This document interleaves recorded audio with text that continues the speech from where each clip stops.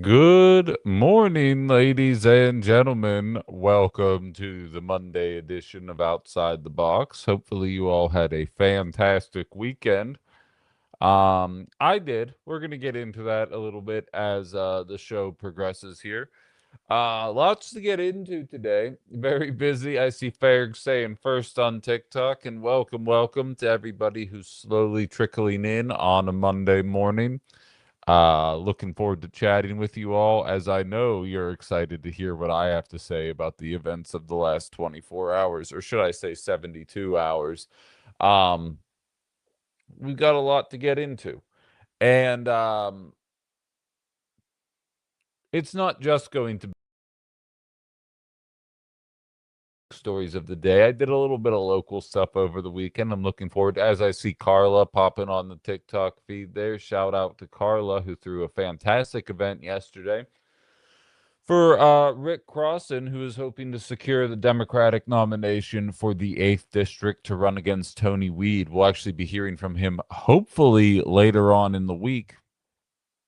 As we progress here, I'm going to talk a little bit about that event in just a moment here, but I'm going to let everybody slowly trickle in before I kick the show off proper here. CKK says, I hope everyone had a good weekend and that you were able to unplug from the political world and enjoy summer. I'll be real, I did have a fun weekend personally. Um Not completely disconnected, but we got there. Good morning, AP Endeavors. Thank you for being here. Well, Stevie, that's not the appropriate way to mourn people. MAGA will be the first to tell you that. Um, I do have to say, and I've never been and still am not the kind of guy that mocks the passing of people, but I do have my own version of the golden rule that if you don't want people to call you a jagoff when you're dead, your best bet is to not be a jagoff when you're alive. Good morning. Good morning. Thank you, Maine Progressive. Thank you, Eshvari. Thank you, everybody.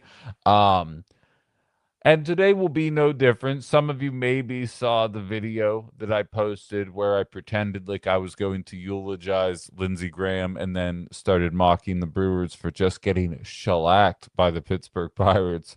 But some of that rubbed some of people the wrong way, and ironically enough, every single person it rubbed the wrong way had nothing to do. I had nothing to say when the same things were said about Robert Mueller. I'll never be able to figure out their logic. It's impossible for someone like me to decipher. Please honor and esteem the men that build your homes and roads. Why don't you visit a construction site? I'm not sure what to do with that, Arthur. Thanks for being here. Uh, Stevie says, did you see the Rodriguez news? Bad timing there. I did, and we'll get into that. Um, I had a MAGA attack me yesterday, honor, so I disproved their claim of what these people are. I'm sure. I'm sure. But so, um, we have a lot to jump into, and unfortunately, I did have a guest planned for 10 o'clock today who bailed like within an hour before the show wrapped up. She's a professor who kind of focused on AI, which I think would have tied in very nicely with the show that I had planned for today, but we're still going to find a workaround here. But she was or she is a professor that focuses on the interesting philosophy behind, is it her job to teach her students how to use AI? Because it's her contention that AI essentially is a substitute for thinking, whereas it's her job as a professor to teach these students how to think. They can figure out how to use AI on their own time. And I found that to be a fascinating topic. And that was before the events of this weekend. And now that things are kind of playing out the way that they are, I kind of wanted to dive into that in a more in depth fashion. Unfortunately, you guys are just going to be stuck with little old me today. I'll see if we can't reschedule something for later in the week, but I'll be honest, the slots this week are already filling up pretty quickly. There's something so freeing about not working for somebody, that like I really am not no longer nervous about my guests or what they're going to say or the content that I post or anything like that. There really is something nice. And I do have to laugh. I went on Resistance Radio on Thursday, and they threw the video up that we made on Thursday on their Facebook and on their socials this morning. It's been available on my YouTube page since the beginning, and the title on their episode is laid off talk show host joins Resistance Radio. I'm like, it could have been, host of Outside the Box. That would have been an acceptable way to frame that as well. But I guess that's one way to look at it. As Violet calls me laid off Ben. Exactly. Exactly. I they teach you um when you work with children and adults with special needs, you never put the term special needs before the person because they're a person first. And I'm laid off talk show host Ben Cominos, so I am not a person first. Apparently, that's all right. Rick from Macville, thanks for finding us here. I'm glad you're still along for the ride. All right, I'm gonna read a couple comments here and then we're gonna kick off the show proper. Yesterday, social media reminded me that just because you think something in your head doesn't mean that you need to post it on the internet. Yeah, no, absolutely. Peter's just finding out. Yeah, Peter, I've been laid off for 3 weeks at this point. Hence the fantastic setup that I have here. Although I am moving within a month. There's a lot of great things coming. I just can't talk about them yet, but there's a lot of changes coming in my life in the next 30 days that I'm excited to share with all of you guys. But I have to wait until the appropriate time because as we know, um um I'm being watched. So I need to be careful about tipping my hand too far. Um all right. Jar Manny says a mom posted looking for interest in a Moms for Liberty group in Outagamie County. In the Moms of the Appleton area group on Facebook just after 8 a.m. And the comments are not disappointing at all. I'll have to give that a look after I get off today. Old Lib says back from Canada, totally unplugged. Recommend it for mental health. Despite Trump's actions, the Canadians are such nice people. I'm surprised you came back, Old Lib. I wouldn't have come back. Uh, yeah, it's all good, Peter. I'm just jerking you around a little bit. That's my delivery style. I'm glad you found me, but yeah, I was fired for being too good at the job. I think, if I had to guess, I was fired for presenting progressive politics in a way that scared the good old boy network. But what do I know? Uh, Justin's writing trailer sound there. By the way, Justin, let's pick a day today if you don't mind. Or let's pick a day this week rather. I need some help with OBS or somebody in my chat that knows how to use OBS well. Um you have an open invite to come to my apartment and help me because I'm realizing that I have bit off more than I can chew. Um and I need somebody that knows a little bit about multi-stream and how to get a bunch of these things up and running in the right way. I'm going to need a little bit of help with that. So, Justin, if that's you, let's figure this shit out. Otherwise, we'll no, it doesn't even have to be. We can wait. It's not the end of the world. I got to get this figured out before August is kind of my deadline. So, I have 17 days. Offer them a snack or something. Geez, we'll have punch and pie. More people will come if they believe I have punch and pie. So, fruit punch and pie will be available. Um, yes, yes, and good morning. Anybody who hasn't already subscribed to my Tube of You page, please do it. 5 people unsubscribed over the weekend, but then 4 people subscribed. So it was like a net -1 from over the weekend. I'm just sitting there like, well, what did I say? Was it the Lindsey Graham joke? What was What was that? If that's the case, then nobody should check my Facebook, YouTube, or TikTok feed today because I followed up with a Mitch McConnell post, which is where we're going to start the show today.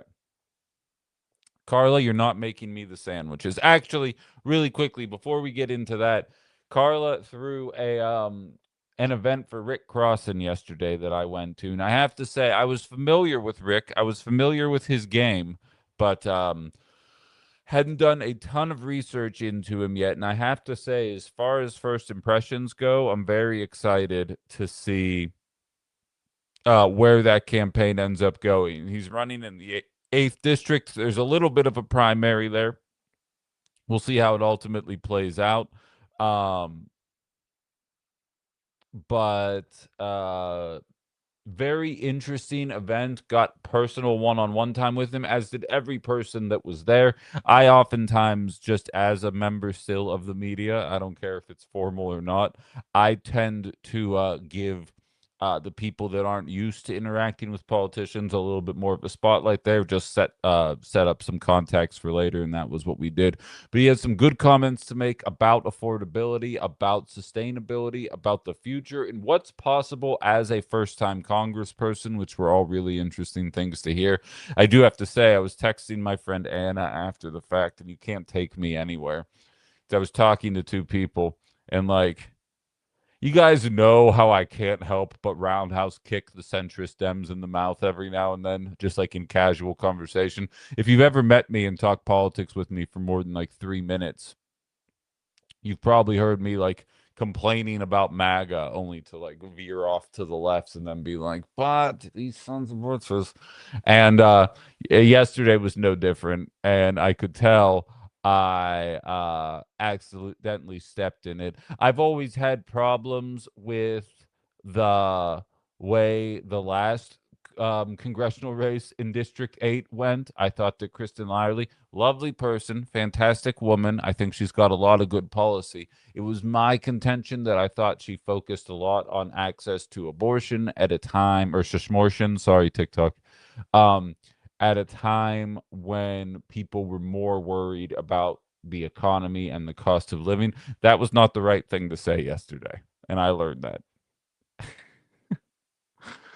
And then I turned around, and to cover my tracks, I said, well, it was a weak top of the ticket, so that probably didn't help.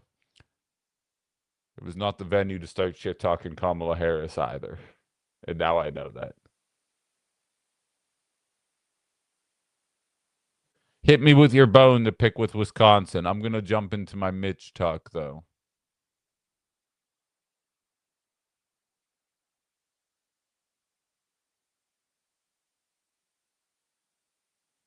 But so, okay. In yeah, Lorelai thinks it's funny. It's not funny. It's not funny. There's nothing worse. I was 2 glasses of wine deep and I knew I had stepped in it, you know? I was like, that wasn't the right way to talk about that. And I knew, I could tell from facial expressions, I was picking up on context clues. Um and I blew it. Oh, it's definitely funny. I'll live. Don't worry, I'll live. But I knew you just can't take me anywhere. Like, that was the one, it was the nicest thing people said when I was giving my speech to the 7th Congressional Dems. People would always say, I'm glad that even in a room filled with Democrats, you still talk to them the way you talk to us on your show. And like, it's a blessing and a curse. Probably not going to be great for networking, but it's going to be awesome for letting people know that listen to this show that I mean business. So, we'll see if that's the right strategy or not. Only time will tell. But so on to my main story for the day here, and realistically, the main story of the weekend. And it's the age of our Congress. Obviously, Lindsey Graham passing, and allow me to say about that, Lindsey Graham was a warmonger. Um, Full stop.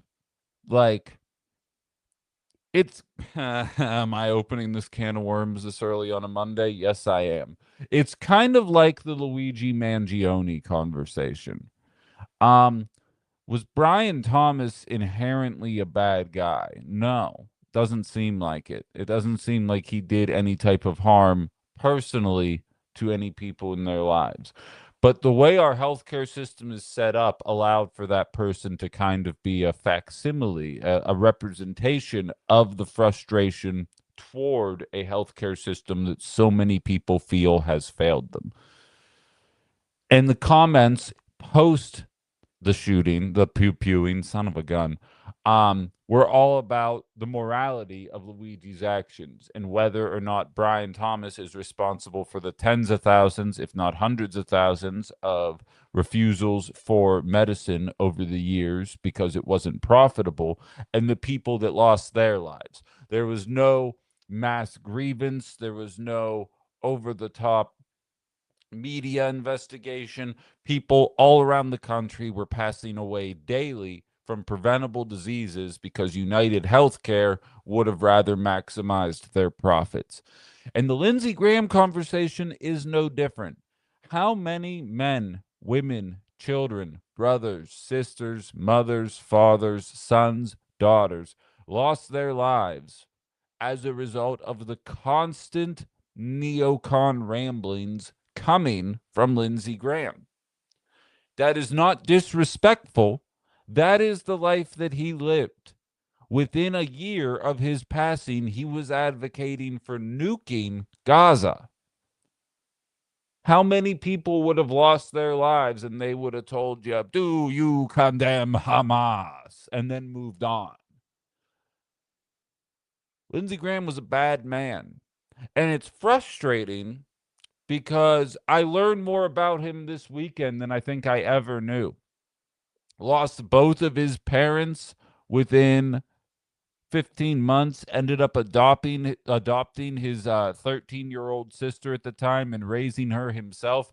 It's very frustrating, and I can get it. I can understand how being born into that kind of life would ultimately result in a back against the wall kind of mentality. I'm going to screw over as many people as I have to make sure that me and my sister have the ability to keep living and keep sustaining ourselves. I get it. Um,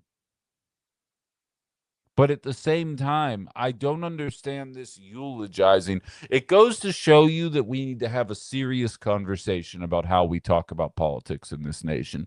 Because either Donald Trump is fostering authoritarianism and fascism, and people like Lindsey Graham and Mitch McConnell are ushering it in, or Lindsey's just one of the funniest guys in Congress. He can really get you to just start laughing, even when times are tense, even when we're determining exactly how many bombs to drop on a school.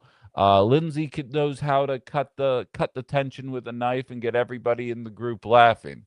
Whether you're Democrat or a Republican, this guy's good at what he does. I have to say,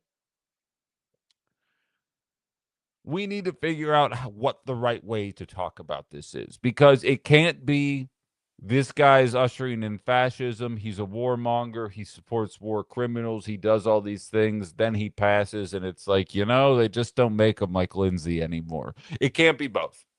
And I realize that it's not like that's a new phenomenon in politics, but the rhetoric is much more jazzed up than it used to be.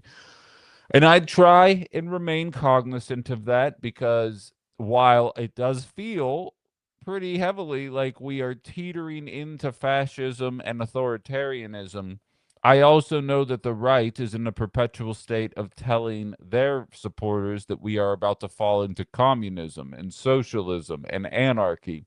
So I try my best to remain above it all.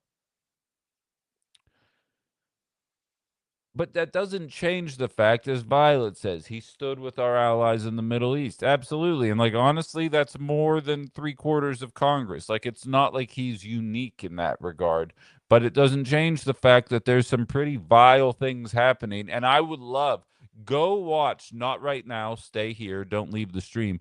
Go watch Cory Booker talk about Lindsey Graham's passing, and then go find me a clip of Cory Booker talking about what's going on in Gaza with the same kind of passion that he's talking about Lindsey Graham. And in case he's ever wondering why his approval rating is plummeting through the floor, it's for reasons like that. Again, I'm not saying you have to go and do a happy dance. You don't have to post a video. Again, I think mine was pretty tame, all things considered. Um, But I had a little fun with it because, of course, I did. The guy was a warmonger. Congress is better with less warmongers in it. I'm not saying I want him to pass. I'm not celebrating his passing. I'm saying Congress is better with less warmongers. That goes for Chuck Schumer. That goes for Ted Cruz. That goes for Nancy Pelosi. Anybody who is in favor of the bombs never stopping doesn't need to be in Congress anymore. And it doesn't help that we're looking at somebody who is 71 years old.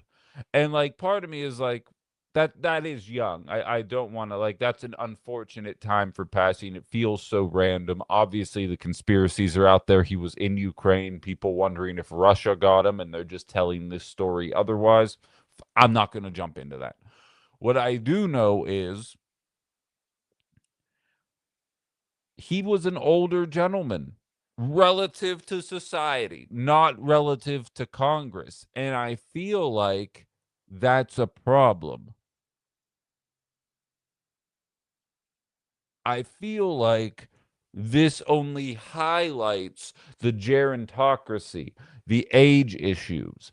All of the things that were brought up during the Biden years have been broadcast in full effect coming from the Republicans in the last 72 hours. Realistically, since the middle of June for Mitch McConnell, but it's only just now really starting to take off.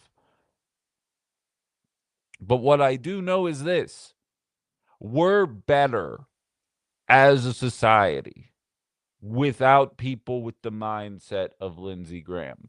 He probably thought he had more time on this earth, as I think most people did. But the fact remains, these people are creating never ending war, conflict, death, and despair without a whole lot of time left on the clock, without being particularly worried about the outcome of their actions. Lindsay was proposing massive bombing campaigns on Gaza for the better part of the last year, if not longer. What if 7 months ago we assisted our allies in a massive campaign and just flattened what was ever left in that region? Lindsay's still gone. And the bombs that he advocated for cause wanton death and destruction, and it matters not a lick to him because he's gone. And that is the issue with a gerontocracy, with a government filled with pro-war warmongers on both sides of the aisle. And it's not age specific. I don't want it to sound like it's just the 70 and 80-year-olds advocating for this. But I feel like once you get past 70, you really don't get to have a vote anymore as to whether or not we're going to start a conflict that is going to have reverberations that last well beyond your time on this planet. And that's not an insult. I think it's just realistic. Arthur says President Obama bombed how many countries? Did you forget that? Just want to know how many. A fuck ton, Arthur. Fun fact, I'm doing this show in 2026, not between 2008 and 2016. I know, it gets confusing. Barack Obama was a war criminal. He made drone striking cool for liberals. He would bomb a wedding, get one target, and unalive 26 other people just celebrating at a wedding. Julian Assange made that act public, and he was tried as treasonous. He is referred to as treasonous as opposed to a journalist. I don't know what this catch 22 is, or if you're just a MAGA who gets bent out of shape when I highlight exactly how many warmongers are within the Republican Party. Because while Democrats leave a lot to be desired, the Republican Party is just a party of warmongers, like full stop. Had that day in October 2023 happened and Donald Trump had been in office, there would be no MAGA talk about being anti war. it would only be MAGA talk about how Hamas are all the big T words. So I'm just saying. Um, I don't know what you want me to say. Do any time I talk about warmongers in 2026, do I have to do a little aside so that you're placated? That oh, and by the way, Obama did it too. By the way, Obama did it too. It's implied. If you're new here, just hang on for the ride. Because it's going to get a lot. It's going to get a lot. A lot of it's going to be inferred. It's called reading context, listening comprehension. We'll get there with you though, bud. Cassandra or KG says the only constants for Lindsay was one, anything for proximity to power, and two, never met a war he didn't ignore. Cassandra says lionizing terrible people because they happen to have died never made any sense to me. Quito fan says I'm tired of politics, but one big question is why didn't we follow George Washington plan for term limits, prevent a power vacuum? I agree. I agree. Lorelai just simply says, "Thanks, Obama." Um, yeah, exactly. Mallory says Graham, Reagan, Kissinger, etc. No, exactly. And for the record, I'm going to have this exact same talk about Chuck Schumer. I'm going to have this exact same talk with about fill in the blank here about anybody who can't seem to find a war that they don't like. But I'm also not going to sit here and be bullied by MAGA into being nice because MAGA doesn't have shit to say every time Donald Trump just lights up Robert Mueller or Rob Reiner or other people named Rob that pass away unexpectedly. They didn't have shit to say about that. But I post a little joke video where I don't even say anything negative about Lindsey Graham. I just say if you don't have anything nice to say, don't say anything at all. And then I started about the Buccos being up 7-2 against the Brewers. Um, that's funny. I don't care who you are. If I pass untimely and someone makes a video like that, I hope you guys will all laugh at them. Um, you don't have to be mean because even the worst people on the planet have relatives. They have sons, they have daughters, they have family members, whatever the case may be. Lindsay, I guess, didn't have kids because, the rumors were out there. But it doesn't change the fact that you can still maintain your decency. And the fact that Donald Trump is an ass doesn't really change anything. From my perspective, I know where the line is. And like I always say, I don't consider myself to be a stand up comic, but there's a very famous bit with Jim Jeffries where he says, if this is the line, your job as a comedian is to press against it, almost lean into it, but never go across it. And I really try to find that line, and that's where I go. For the record, I never would have made that video if I actually still had the answer to somebody. It's part of the freedoms of working for yourself. But now that I don't have to answer to anyone else, I know what funny is and I know what courtesy is. And I'm going to tell you right now, that was funny. And Lindsey Graham doesn't deserve your courtesy. If you're anti war, if you think bombing Middle Eastern countries into oblivion has put this country in a better place, you're wrong and you're bad at foreign policy. But you may love Lindsey Graham, and that's fine. I am an anti war leftist. I have a big issue with people perpetually lying us into wars my entire life, beyond my entire life. That should be the standard belief coming from most people who identify as anti-war. Mallory says, I've been anti-war since childhood, and I've protested war during all the recent presidents, GOP and Dem. Exactly. That's the problem, Mallory, is the MAGAs always think that people like myself and yourself, and realistically, a lot of people that are into this show think about the Democratic Party the way MAGA thinks about MAGA. They can't perceive a world where you look at them as a party with faults and flaws and one that needs to be highlighted and pushed in a better direction. MAGA will sit there and bitch about wars when Joe Biden is in office and then act like war is absolutely necessary when their dad president is in office. And if you highlight that, you lose your job. Um, it's wild to me. But so I'm going to pull up Facebook here before switching gears to the other old Republican that's clinging to life right now. We got a ton of messages here. Every time I forget to mute, we got a ton of messages here. Give it like 3 months. I want there to be a celebration the day I remember it.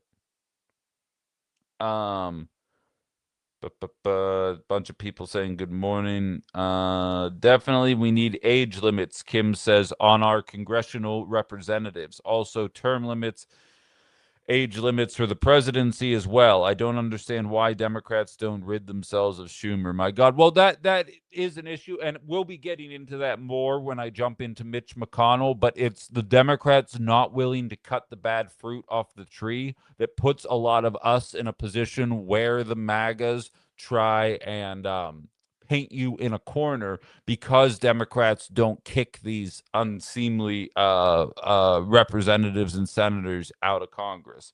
Eddie says, need to get rid of Iran and the funding of the Houthis. I have a feeling I'm going to love Eddie. Hamas and Hezbollah and their proxies. They hide behind children so they can get the word of hate, Israel and the Jews. That's a great point, Eddie. I never considered that. Just keep in mind, if you were living in Britain in the 1760s and 70s, when you heard about like the shot heard round the world in the Boston Tea Party, you'd be talking about the founding fathers the exact same way you're talking about these people. That's a hard concept for people to rationalize. And I've always hesitated saying it when I was on FCC airwaves. Not anymore. It's very similar. Revolutionaries to one is a terrorist to another, and it's pretty hard to look at things other than that. R.I.P. Lindsay. Good morning. Holy sheet, man. I appreciate you for being here. One person's revolutionaries is another's person big T. I realized I said the T word last time. Got to watch out for myself. But so it's important to look at it that way. It's hard to hear it that way, but it's important to look at it that way. DSL, what's up, bud? Says Graham was more than just a war hawk. He was a traitor to the country, just like McCain. Wait, how's that? Extrapolate on that. I'm here for it. But let me know. Extrapolate on what that means. Um, but to me, Congress is filled with people that take other nations' interests more seriously than our own. In lieu of an age limit, KG says out in Houston, I'd rather see a requirement for more public medical and cognitive testing, similar to how you can keep driving when you're old, but you have to keep proving fitness. I think that would help, but like also to a certain extent, no one saw Lindsey Graham coming. I think like if you would have bet that McConnell would outlive Lindsey Graham, I think you would have got really good money on that bet. You know what I mean? The age is a question, health is a question. They're all factors, but I think it's that there has been such a spotlight thrust on age between Biden's term and now Trump's term, the obvious senility that both candidates have been expressing in various different ways. Dianne Feinstein walking around clearly not knowing what year it is, let alone what her job was. Mitch McConnell just disappearing for 3 weeks, and all the Republicans that didn't shut the fuck up about Joe Biden for 4 years seem to be pretty comfortable with what's happening on that front.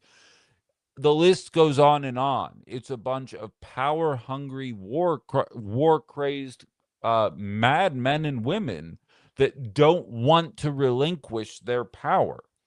And far be it for me to tell people how uh, to live their lives, but I think enough of us feel this way We gotta stop voting for these people. Not from an ageist perspective.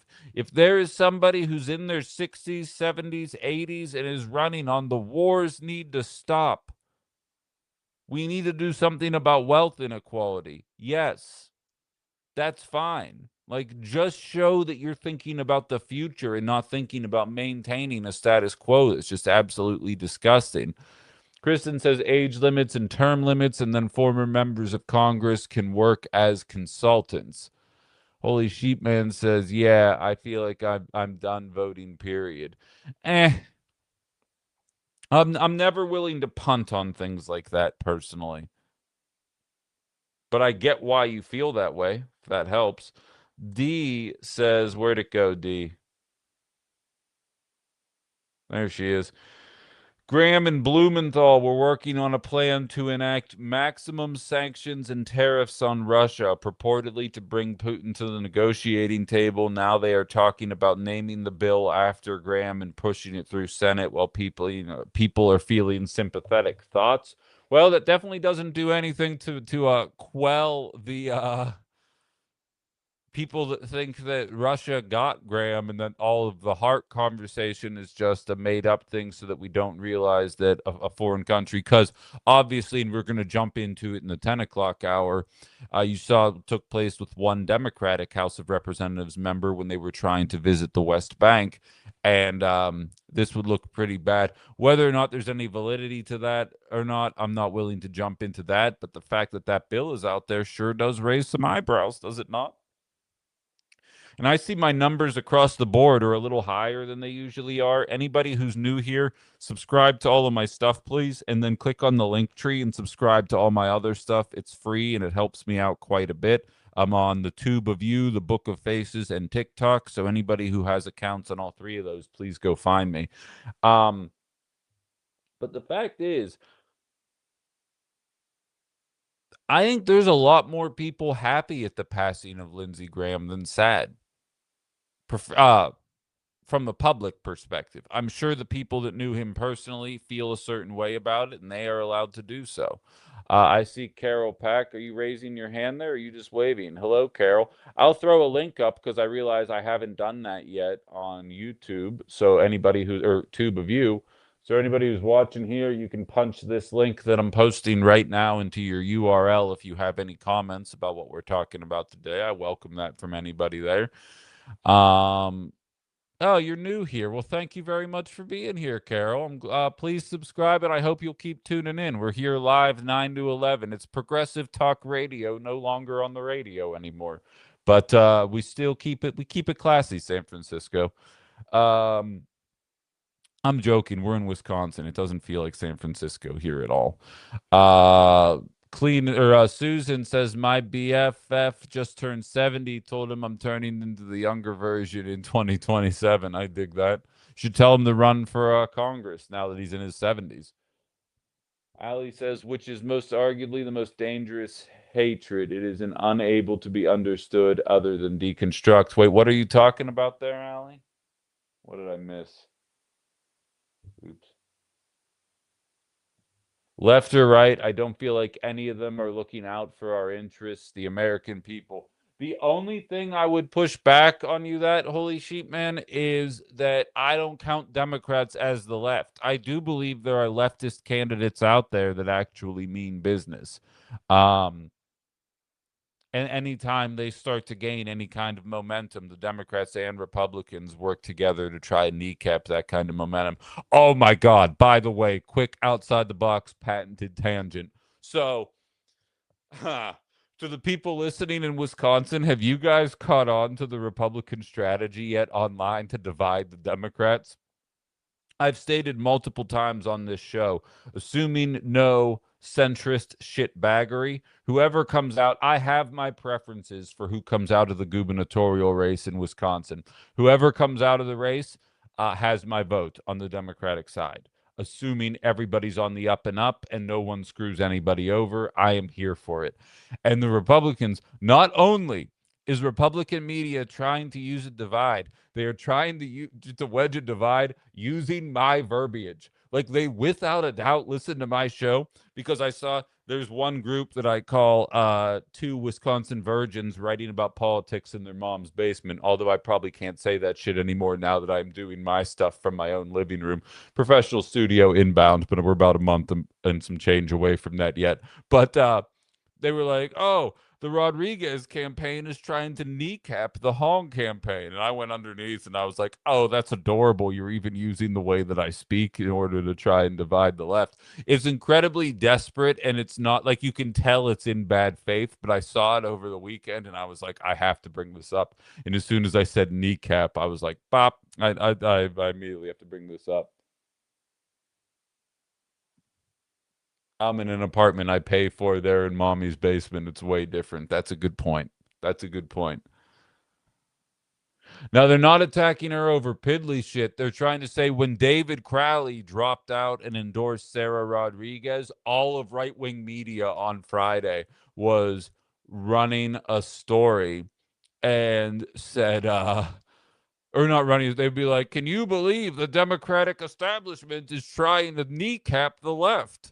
The popular leftist movement in Wisconsin." I'm like, all right, bro. Like, I got one guy dropping out and endorsing a centrist is not a widespread conspiracy. See, this is why you guys suck at this. Like, you're bad at conspiracies, even. Like, I could gin up a bunch of frustration if I wanted to, but I do the job in good faith.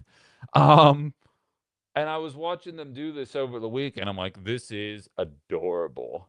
Um, it's funny. It makes me laugh. Need to vote. Tiffany would be a disaster, says old lib. Oh, absolutely, absolutely. We'll get into Wisconsin electoral politics. Probably not today, but we'll get there.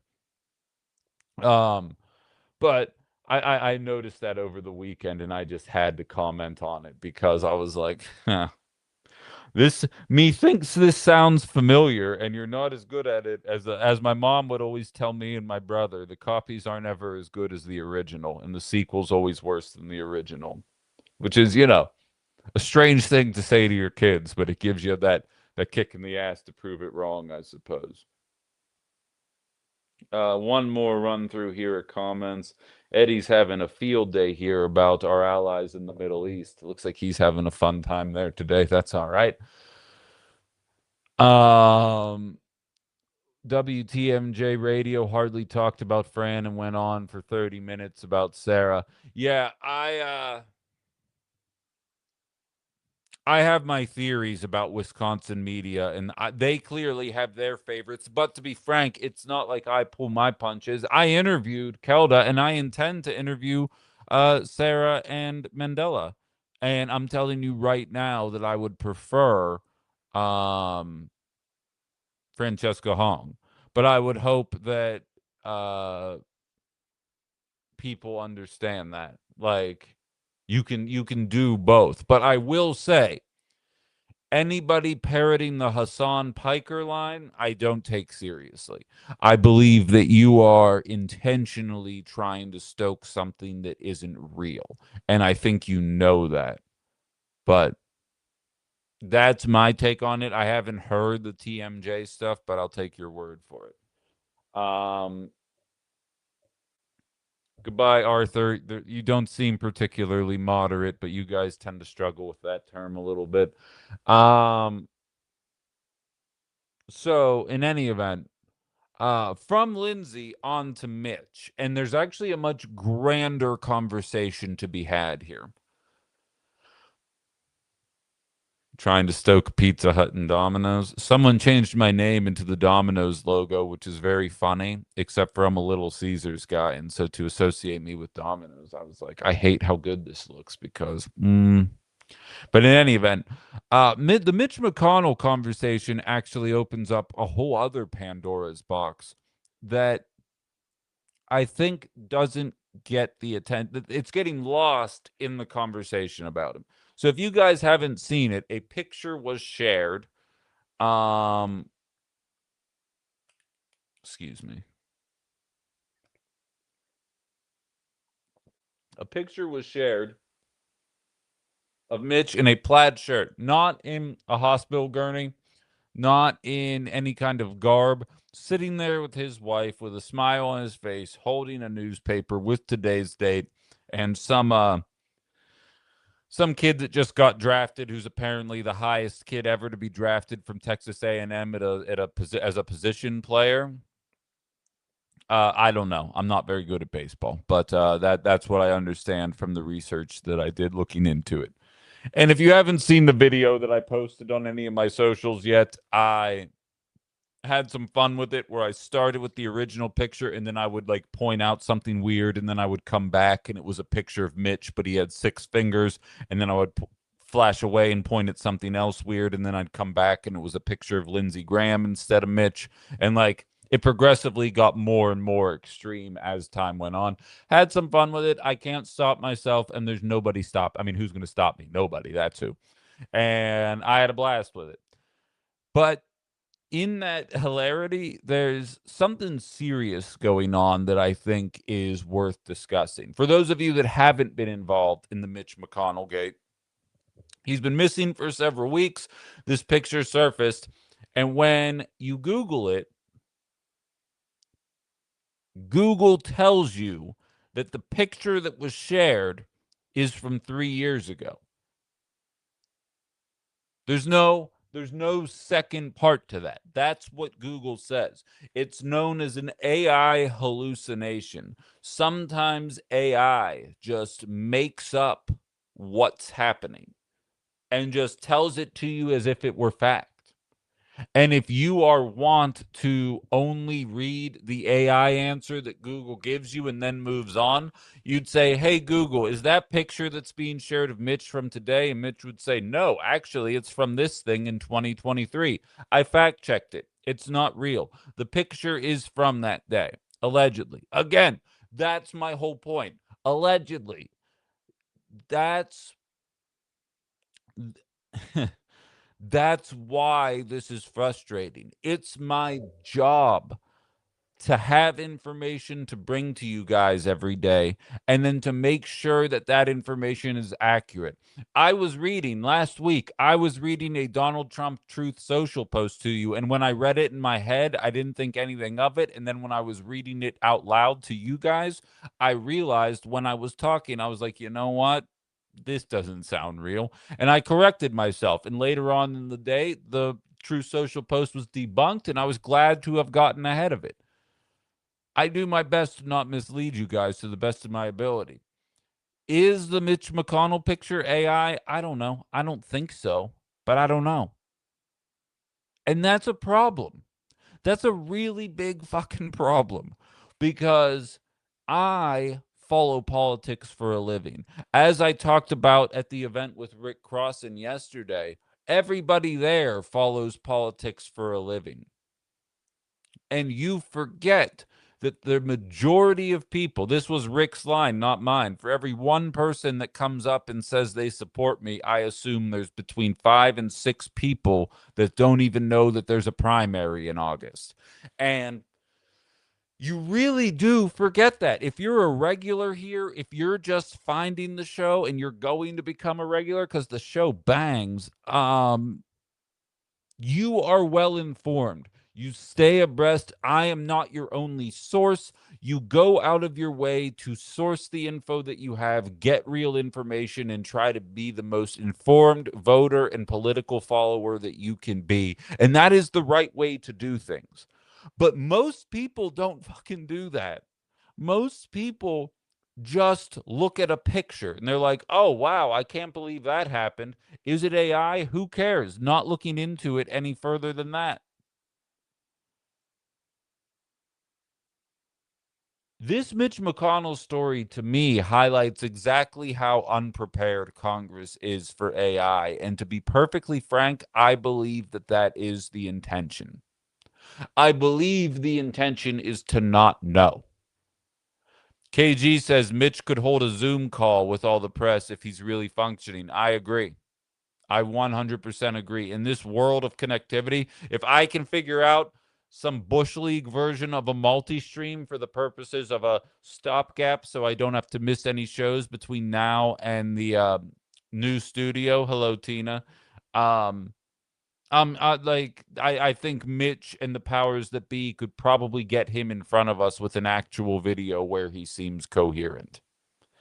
And the most frustrating part is during COVID, Joe Biden disappeared. You may forget that, but there was like a year and a half period where Biden like didn't do media hits. They were like, "Well, it's COVID." And liberals accepted it and Republicans didn't shut the hell up.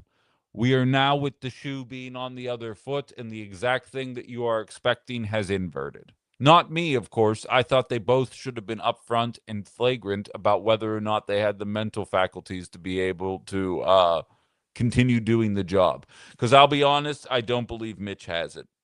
Whether that picture is real or not, I don't believe that Mitch has it. Thank you, Nataki.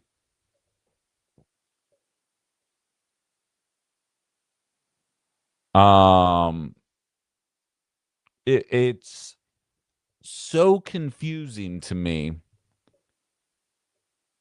that Congress isn't making this a bigger issue. It's confusing to me that we are not making it a bigger issue because it's for fun, right? And I've seen some like egregious AI where like Mitch McConnell's a skeleton. I shared one where he's dressed like a rapper.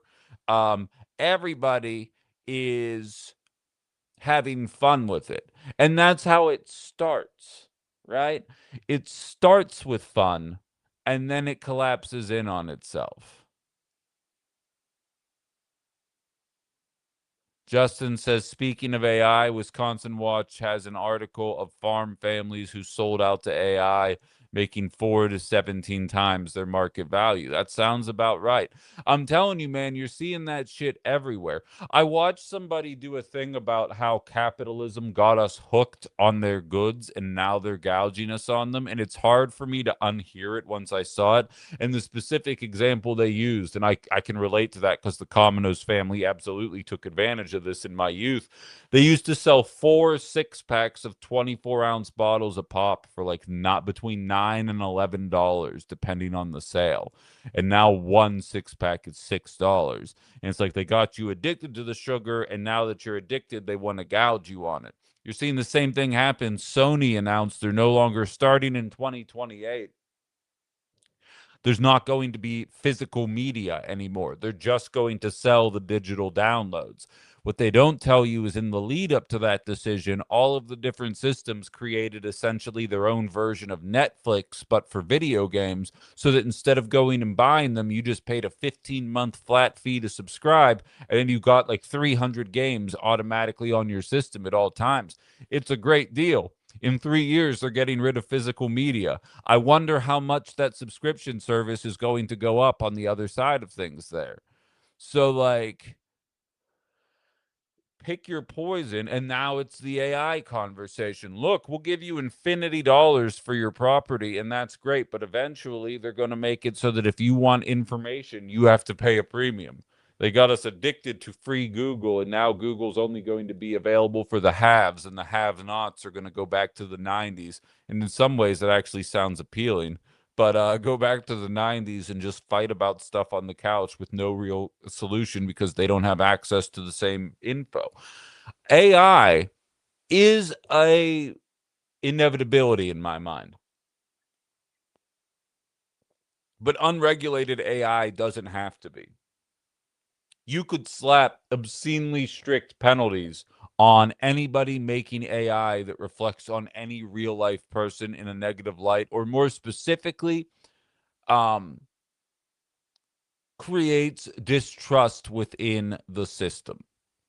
Because now we do not know if a sitting U.S. senator is dead or alive. We have no idea. We're just all going about our business and being like, yeah, well, they posted a picture. Like, just the bleakness of the fact that we have people in Congress that have to take pictures like they're being ransomed. Being like, hey, Arthur Fonzarelli hopped on here and said I look like the Fonz. That's hilarious.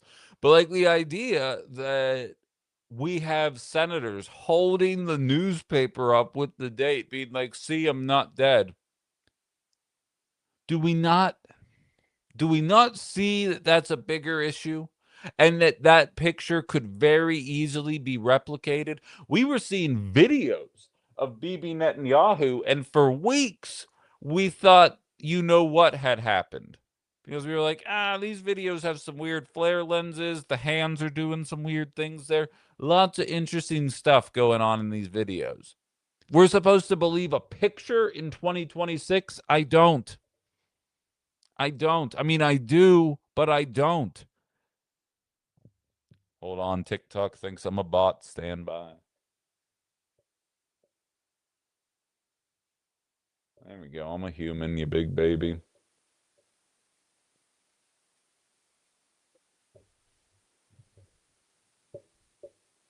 Yeah, Hal says, what's a newspaper? Exactly.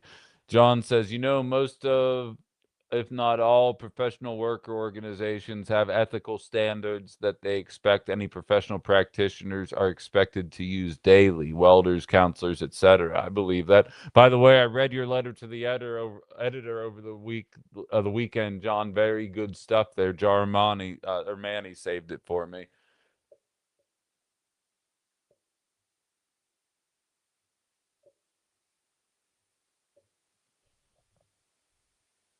It's just crazy. And I can't get by. Thank you for the follow, Arthur. I can't get by the fact that he's going to drop out of Congress on August 4th.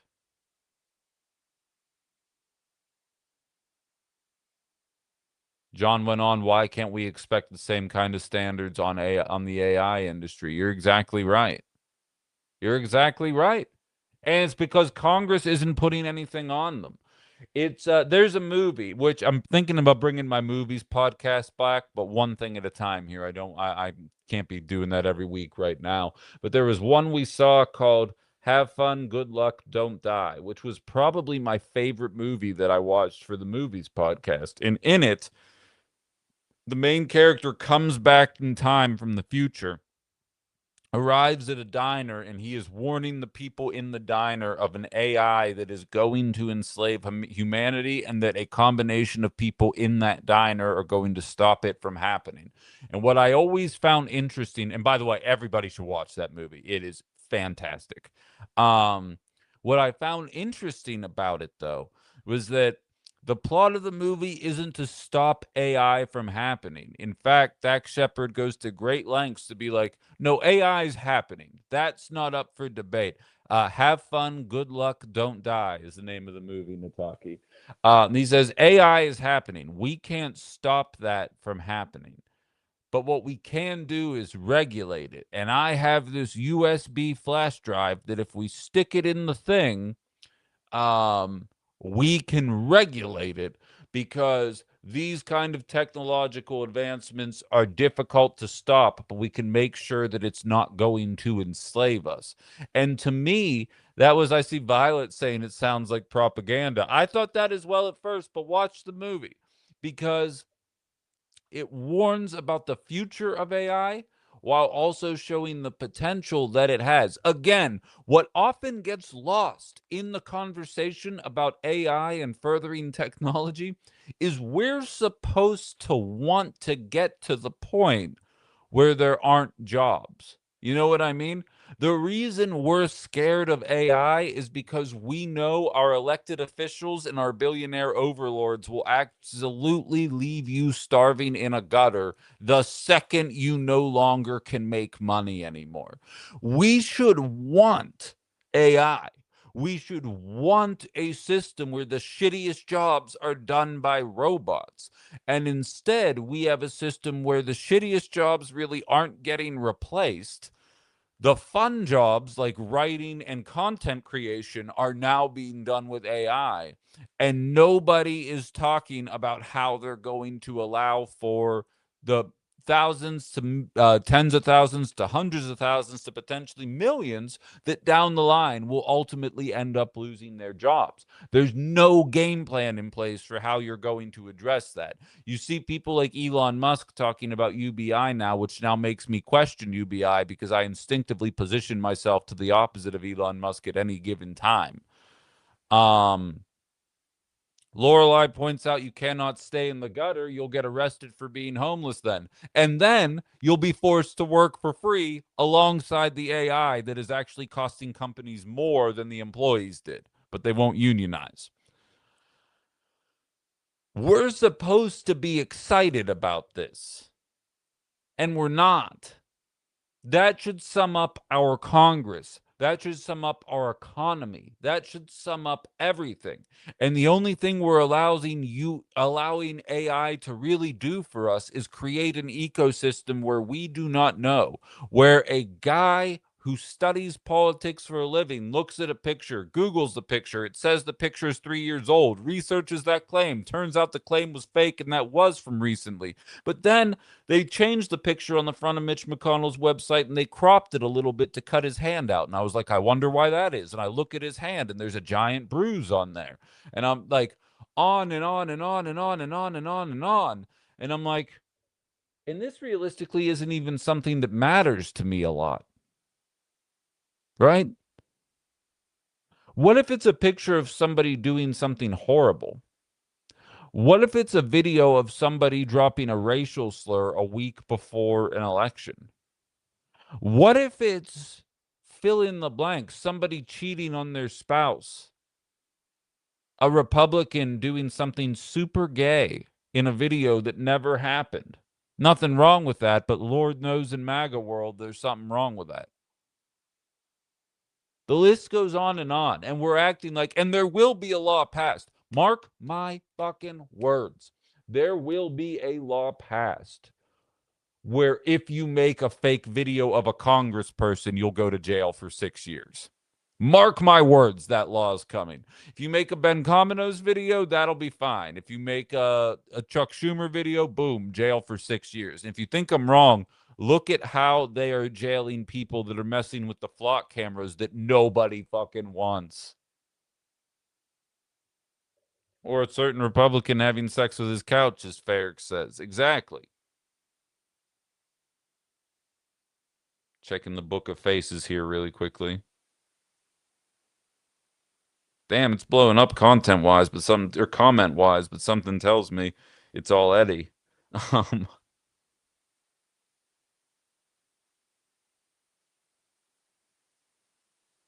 Jamie says, I fell for a satire news article the other day.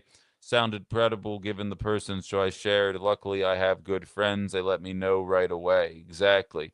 Allison's asking, is this the new standard? Probably, unfortunately. And like, it's only going to get worse. It's only going to get more realistic. Always remember, we are in the Nintendo phase of AI right now. And it sucks because right now there's supposed to be a professor on this show with me talking about how she is engaging her students with AI because she is being told by administration it's your job to make sure that these kids know what they're doing with AI. And she says, no, it's my job to make sure that these kids know how to think and think critically and think rationally using tools. She's like, they can go to STEM classes for that. This is not a STEM class. This is a humanities class. I teach humanities. I'm not teaching them how to use AI. And it's an interesting viewpoint, which is why I wanted to have her on, because it kind of shows, like I often state, we don't know how bad it's going to get because we always look at things through the lens of adults. What's going to be interesting is when the people that are 10 right now enter adulthood with AI being pervasive their entire life. That's going to be the interesting, in my opinion, dichotomy in the generations there. I've always stated, and like I think the more we progress in time, the more right I think I am. Because to me, we're running out of identity groups to shit on. You know what I mean? Like after we get over this whole trans panic thing over the course of the next decade, uh, I'm saying too many F words. My bad, old lib. I will work on it. Um, Once we get to like the better part of the next 10 years, I figure the trans panic's going to die down and we are running out of groups to demonize, right? The wealthy people are only going to be able to point at groups for so much longer before people realize, you know what? You sure do point at a lot of groups while one group is consistently pointing at you. And I'm beginning to think this might be a you problem and not an us problem. That's inevitably going to happen. And I've said, I believe millennials are going to be the standard bearers for that. They're going to be the first generation to be like, by and large, not everybody, obviously. Every generation has their bad people, but we're going to be the first generation's going to be like, live your life. We got to figure this economy stuff out. I don't care what you identify as. Go to town. Um, but I did say, I've always said, I think virtual reality and augmented reality are going to become so pervasive over the course of the next 40 years that when I'm in my 60s and 70s, there's going to be people that live in virtual reality. They don't even want to live in the real world anymore. And that's going to be the identity group that people my age don't like. They're going to be like, "Oh, we got these fakies over here," or whatever our derogatory term will be for them. We'll think of one. Fakies isn't good. That was off the top of my head, but we'll think of something that really like cuts to the bone. Um, and um, and we're going to judge people that are far too dependent living in augmented and virtual realities rather than taking on the real world. And I feel like this youngest generation right now, the people that are in elementary school right now, uh, it's going to be interesting to watch them enter adulthood because I think we're in for a bit of a rude awakening. Reminds me of that Bruce Willis movie. I've seen a lot of Bruce Willis movies. Elaborate. That doesn't remind me of a Bruce Willis movie, but I might just be memory holing it. But that to me, I think, is going to be the strangest thing. Going to be like that one shoot, forget the name of it, where they're like alters of themselves. I'm not familiar either. Violet says, I used to be excited about technology. Now I just feel a sense of doom. Exactly, because realistically, Violet, since the smartphone, what's the last paradigm shifting technology that has made our lives better? And realistically, the smartphone, I believe, wouldn't have been invented if it didn't make us more effective workers. Like, look what I'm doing right now. I basically have recreated a Bush League version right now of what was happening at a radio station. So, why would I pay for hundreds of thousands, if not millions of dollars of radio equipment? I have a phone and a computer, and I'm broadcasting to you guys. Tell your friends about this show. Surrogates? Ryan, is it surrogates? Now you're ringing a bell.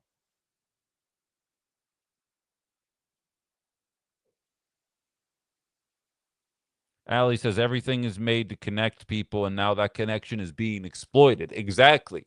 In the 90s, work ended at 5. Now, if you don't answer your phone, it wasn't as bad in the Fox Valley. Still corporate, still a shill of a company, but not as bad in the Fox Valley. If I didn't answer my phone in Pittsburgh, like I would wake up on my days off, and God forbid, I was living in the city. I was in walking distance of several diners and restaurants, and I would sometimes just walk to a diner without my phone, and I'd come back to 7 missed phone calls. And they're like, "Are you serious right now? Why are you not answering your phone?" I said, "Because I went and ate some bacon and eggs." And like just silence. He's like, "You're joking." And I was like, "It's my day off. Yes, I went and ate some bacon and eggs without my phone." And it was like, we needed you. This person called off and blah, blah, blah, blah, blah. I'm like, that sounds like a that person problem then. And you're making it my problem. GTFOH. And I always answered those calls, by the way. I'd like to highlight that when they needed somebody, I was there. And the one time I wasn't, it wasn't, "You're normally so reliable." It's, "What the fuck was this?" That's a quote, old lib. That wasn't me saying it. That was a quote. Allie says I legit couldn't do that during school. What? Take time away from your phone? Mikey says our new vehicles at the post office with all fancy safety stuff has made my job exponentially harder and more tedious in the name of safety. Oh, absolutely. Absolutely. Even something as trivial as two-factor authentication. You know how frustrating it would be? We'd have like 13 different studios around the building where I was at. And I'd walk to a computer, I'd log into my stuff, it'd be like, go on your app and say that you're you. And then you're like, oh my God, I left my phone at my desk. And then you gotta walk back. And like again, first world problems, right? Not the end of the world, but it definitely doesn't make things simpler. And you know what? If someone did want to hack my emails, something tells me they'd be able to figure out how to do it. And the two-factor authentication would not be saving me. So like, I get that. I totally get that.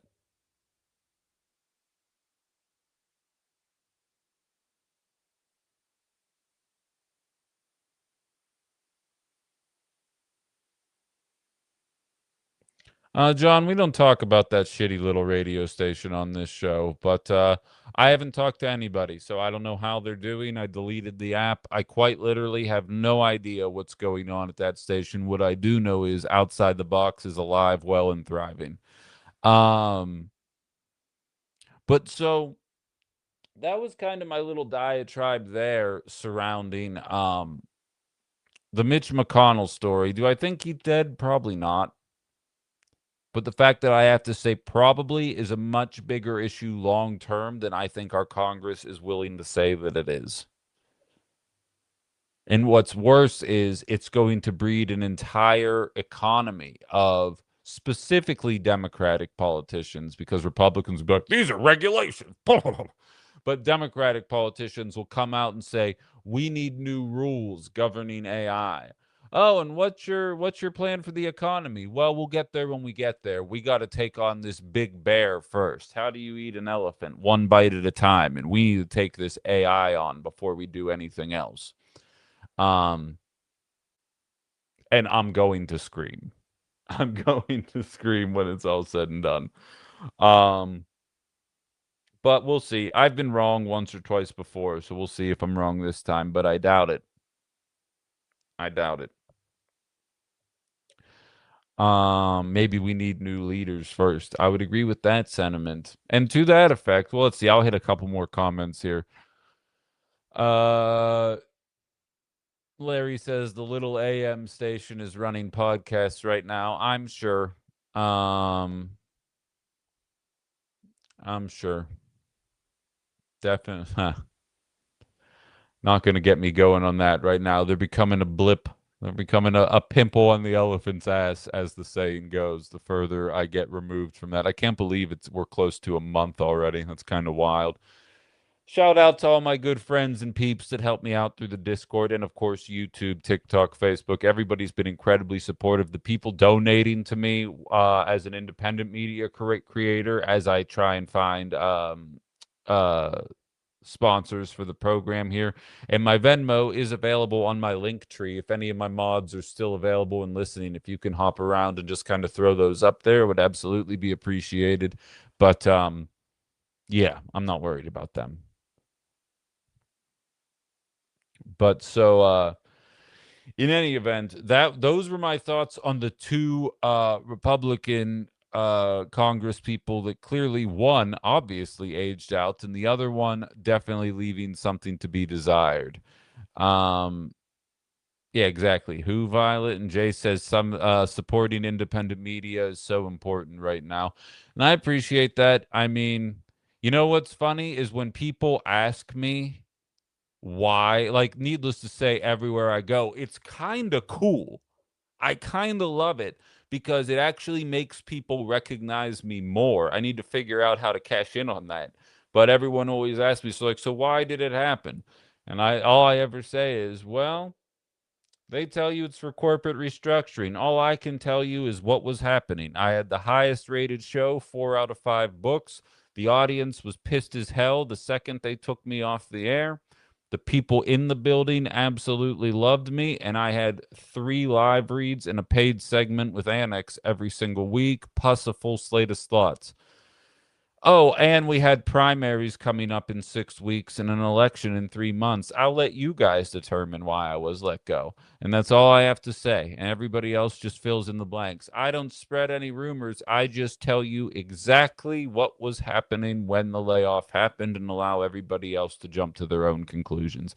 I'll allow you guys to all infer why it is that what took place took place.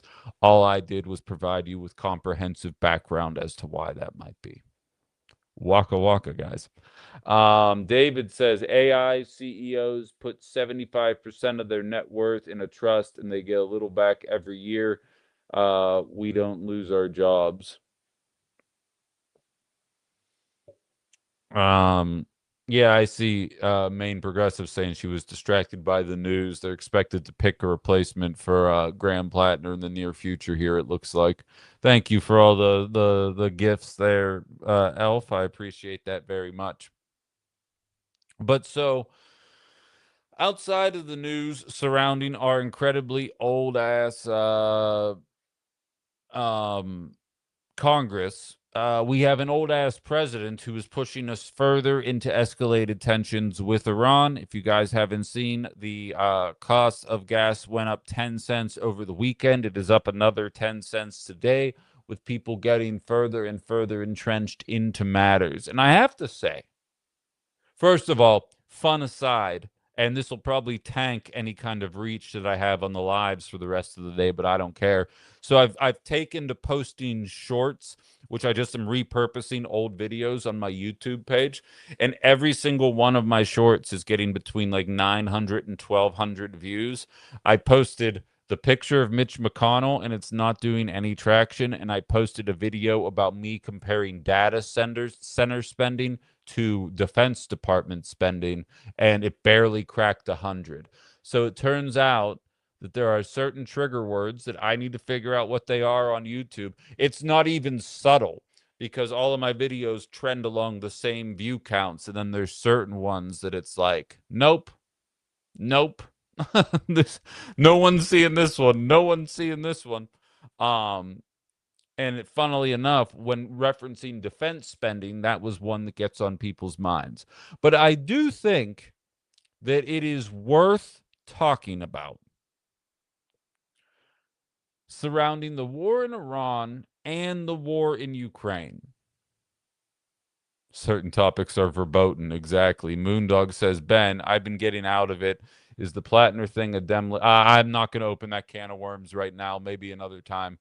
Um, but I want to get into defense spending here because, as I've stated before, I am a supporter of Ukraine.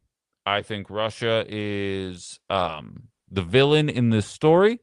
I think that this, by and large, is a war over a sliver of land that has access to untold wealth and riches in the form of rare earth minerals. And rather than being adults and figuring out a way for everybody to share it and Ukraine to make a bunch of money, we'd rather fight forever over exclusive rights to that land. But here's what sticks out to me, and I'm going to start with Iran, and we can take it back to Ukraine after that. Iran has been highlighting that you can keep a $1.5 trillion defense department at bay with a handful of couple $1,000 drones and do it pretty effectively.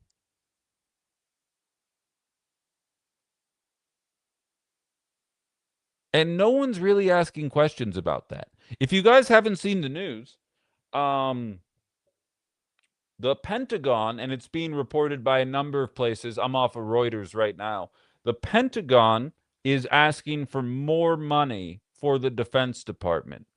The Defense Department, that is receiving $1.5 trillion, that is looking for another $102 billion to fight this pointless war that nobody was asking for.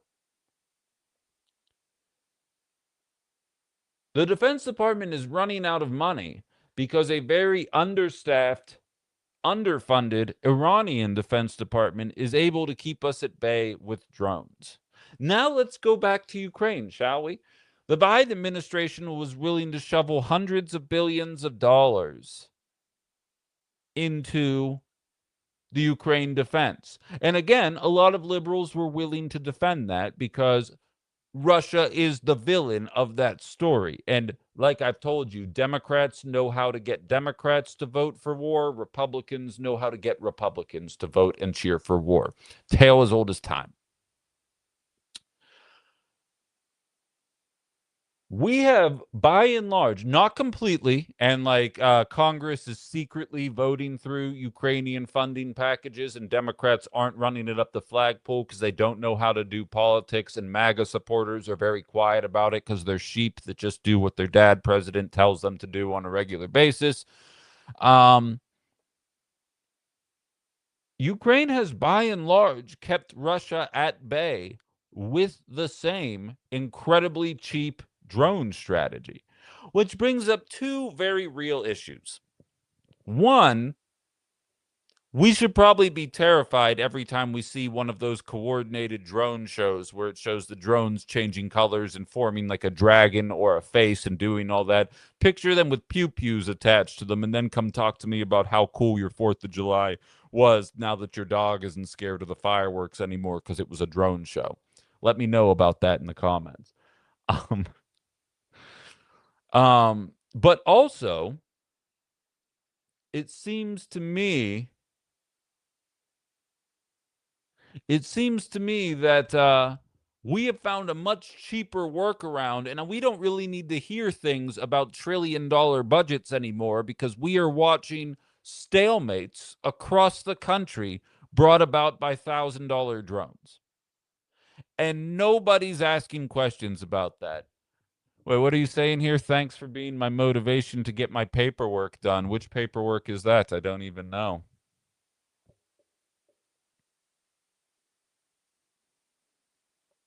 Soon we'll be saying we were watching Ben from his living room. Look at him now. I hope you're right.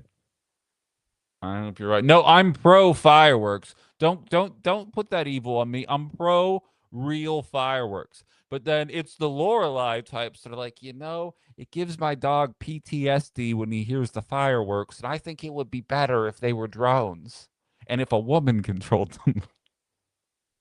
Sorry, Lorelei. Um, Old Lib says it's not defense under this administration. Under this administration, it's truly Department of War. Yeah, they named it that on purpose, and the MAGAs that couldn't shut the hell up about war in the Biden administration seem to be pleasantly quiet. Well, it's important that Iran doesn't get any nukes. It's important that Iran doesn't get any nukes. You know what? It's become fundamentally clear to me I should actually be more scared of Iran because of the Strait of Hormuz. They're never going to drop a nuke for the millionth time. For the billionth time. You do not make a nuke to drop it because the powers that be have a lot more than you. You think the entire population of Iran is like, hurry, hurry, we got to make a nuke so that we can drop it and then immediately get wiped off the face of the earth. No, no, that's not what they're doing. They're doing it so that we stop the never-ending bombing campaigns. Turns out that using a couple of drones to shut down the Strait of Hormuz whenever they want is a significantly more impactful strategy in order to get what you want, because I'm pissed at my cost of gas all the time. So are MAGAs. Obviously, liberals are. MAGAs are absolutely pissed right now at how much they have to pay for a gallon of gas. It's a shame the whole, school filled with children situation wasn't enough to get anything done. But um, nevertheless, the gas got us there. To me, it's more impactful than developing a nuke. It's interesting. What are you saying here? Community organizing. Can't fight this stuff if we don't get all I's dotted and T's crossed. I'm mostly just commenting to boost. Right on. Absolutely love it. Keep doing what you're doing. DSL says, when's the massive fireworks show happening at WIR? I'm not sure what that means. Alex Greenhair says, what pisses me off about the fireworks argument isn't about animals that have handlers. It's about every animal in nature that can't be desensitized from fireworks. See, you're the problem. You're going to be the one that ushers in the drones. When we're all being monitored 24/7 by drones, it's because squirrels didn't like fireworks one time a year. Just saying. Herb says saw an ad promoting the Department of War during a NASCAR race last night. DJT spewing his drivel. I see them on. I'm screwing with you, Alex. Um, I saw them on one of the mainstream networks. I don't remember which. That losing my train of thought here. I thought it was anti. I thought it was anti Donald Trump. I thought it was satire. I thought it was a Democratic ad trying to show you exactly how out of line the Department of Defense has become. And it was a pro Trump, pro Department of War conversation. And I was like, get the fuck out of here. And it was like on CNN. And I can't stress enough, I only watch these specifically for criticism purposes. I do not actually learn anything there, and neither will any of you.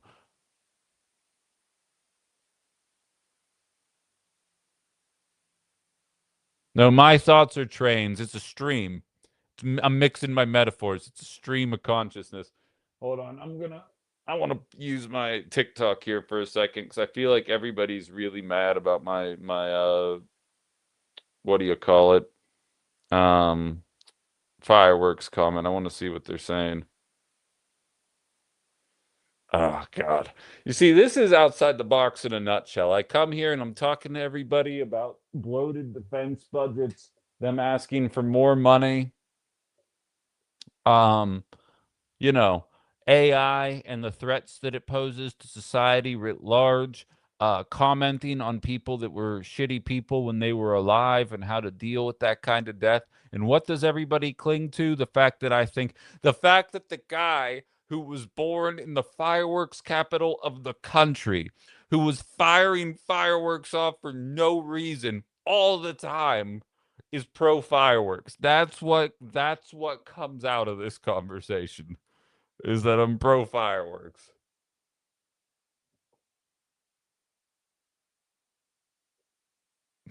Blue Canary's just sending me baby bottles on my TikTok right now. I have heard of the Osprey program, but I can't remember it offhand here.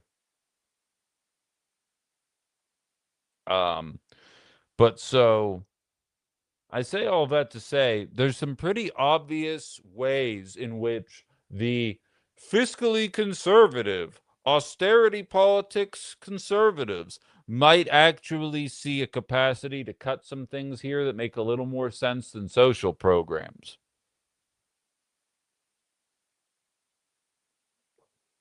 So, like in summation, they're looking for another $100 billion on top of 1.5 trillion.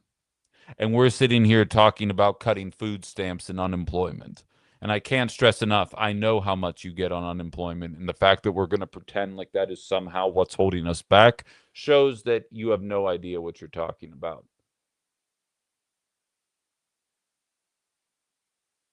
Kelly says, I wouldn't care if fireworks were never blown off again. Is that what we're going to do? Is the last half hour of this show going to be about fireworks? TJ Hobbs says fireworks are seriously disturbing to many vets. Triggering their PTSD is the irony not lost that the same fireworks we claim are to honor our country are actively harming veterans. Okay, I get all this. I'm pro fireworks and I'm not budging. I made it this way. Yeah, I see that. You know, you guys aren't doing any favors to the online left being soft right now, is all I'm going to say about that. That's fine. You can boo me. I don't care. Hashtag ban fireworks. Yeah, that's all right.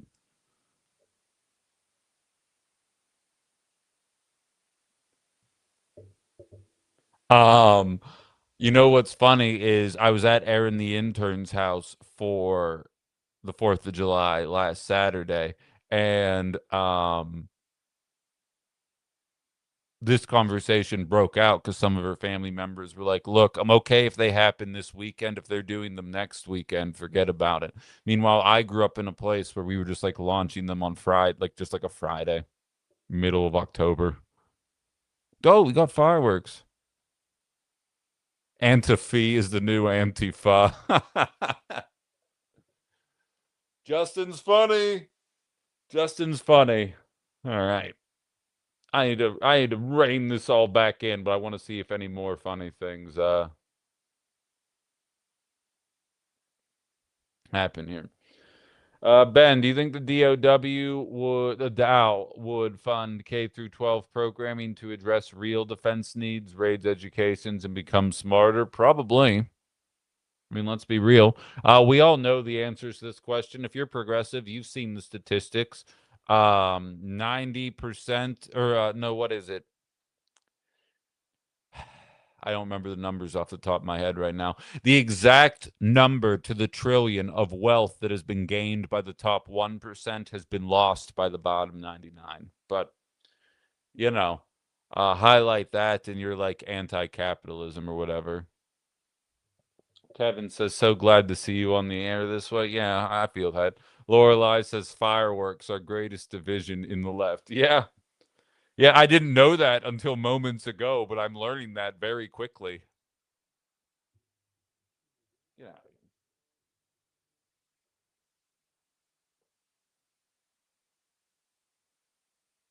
Yeah, but I'm going to check our Facebook Live here one more time. And then, when this show grows to the lengths that to the size that I want it to, and I can actually like pay people to be producers and stuff, you guys are going to be like, remember when he had three different screens set up and he'd have to read all these comments individually while he was trying to do content at the same time? I got to find a better mix here because I love you guys and I love the community, but I got to find a mix between reading these and doing it in a way that is inviting for the for new people that are happening in on the program as they're watching it. But we'll get there. We'll get there soon enough if we don't already. But so the point that I was trying to make was that Iran has shown over the course of the last three, almost, well, 4 months at this point. Wait, it was from March, April, May, June, July, almost 5 months at this point, that they have essentially created their own version of a nuke that really doesn't take people's lives. And that should be scary for a lot of relationships that America has. There's not always going to be a strait that's this big on a map that is so indicative of or so representative of the problems that we face. But other countries will get creative about this.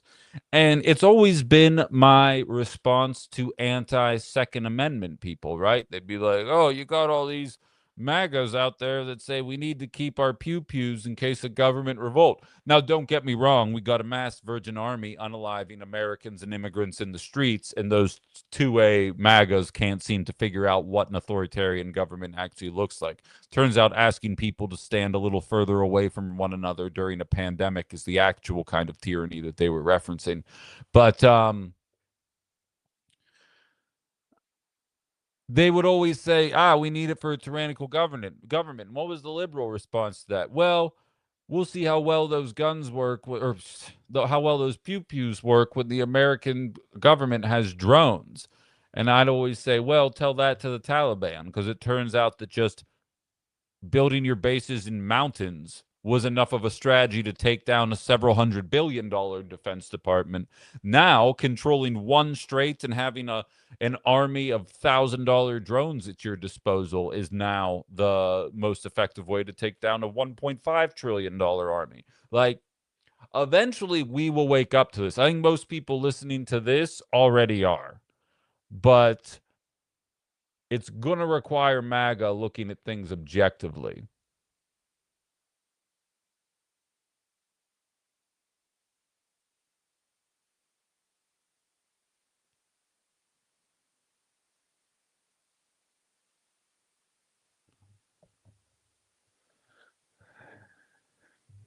Hey, I think it's an upgrade from long periods of silence, except now I have to use earbud to use the loo rather than during the breaks. No, I feel that. Feel that. When did I have long breaks of silence? I didn't have silence. Are you talking about during commercials? Oh, right. My YouTube channel had commercials that you guys couldn't hear. I forgot about that. Ah, the days of yore.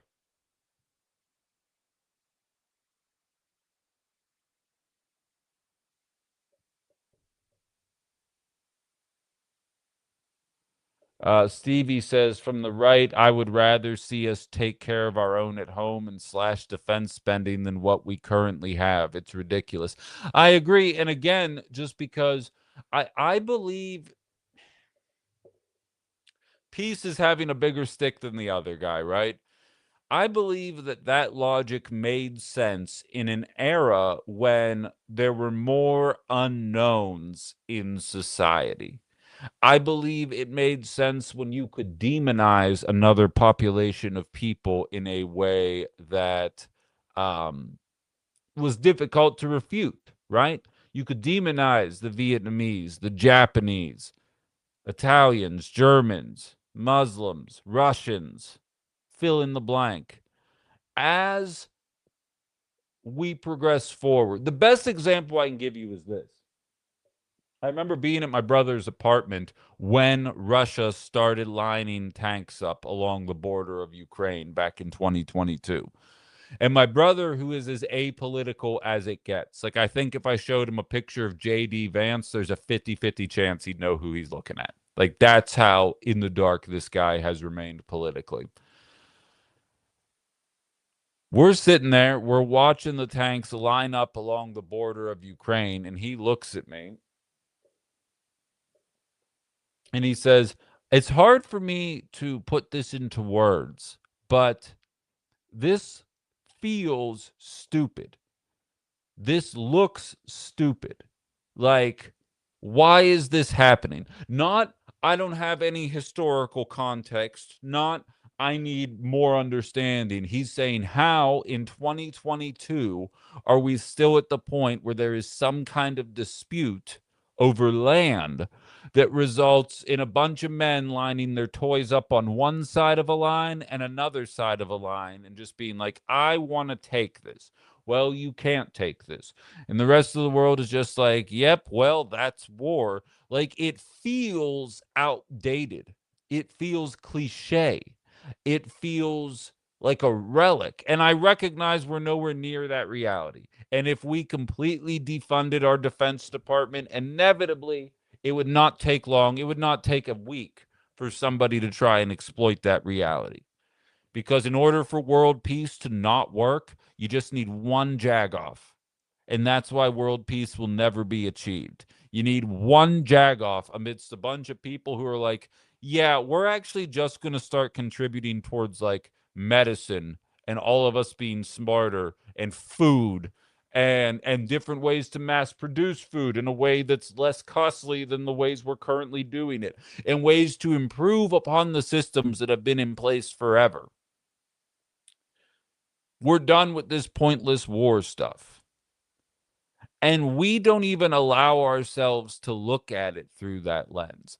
Like, I always, to bring it back to video games, it's hard to envision video games as anything other than violence, right? Even as far back as the original Mario, you're jumping on turtles and Goombas and you're setting stuff on fire. Everything has always been from the perspective of you're this thing and you want to unalive all the stuff that's on the screen. And it's been so pervasive in our society that it's almost hard to rationalize. And some games have come out that aren't violent in contemporary, gaming history because people are waking up to that fact. But you can't perceive of what would gaming be if it weren't innately violent in that way, even if it's cartoons jumping on other cartoons or photorealistic men pew-pewing one another in a wartime setting. It's all the same. And I feel like we look at war and conflict in real life through the same lens because it's all we've known, right? Like, I don't know the exact stats, but America's been a country for like 250 years and something like 230 of them or something like that.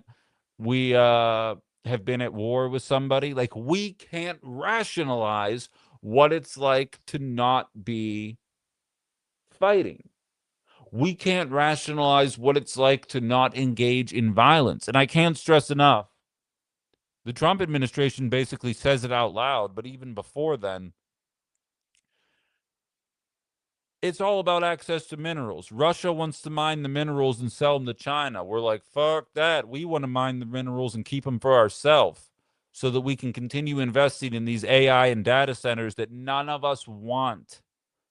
And so we won't negotiate like grown ass men and women with you guys. We'll fund Ukraine and allow their people to be annihilated for 4 years, annihilating hundreds of thousands of Russian civilians or armed service members, rather, all in the name of making a handful of people a lot richer.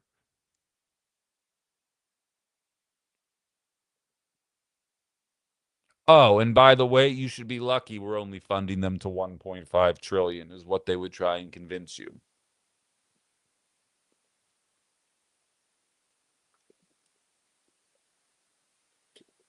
It's an egregious approach to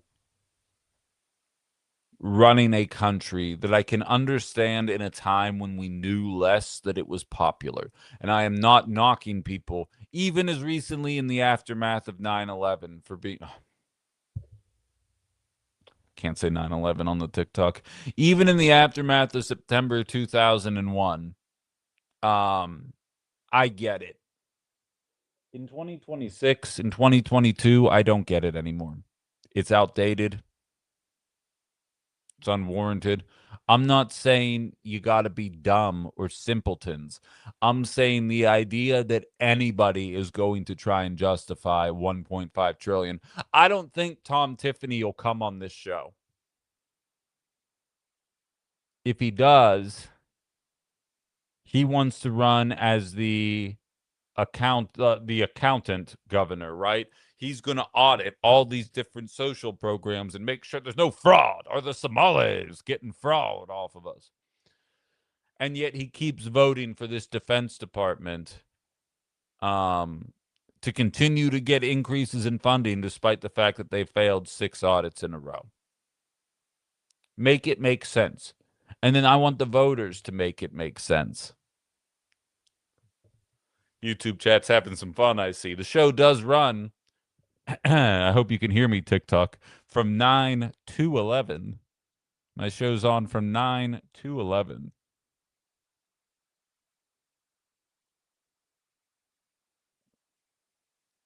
Oh yeah, Tiffany would like if I invited Tiffany, I would tell you guys be nice. You know what I mean? Like it's not particularly hard. I probably minimized the comments while I was doing that interview because I want Republicans to come on this show, which means I have to stop name calling. Which like that's a big ask.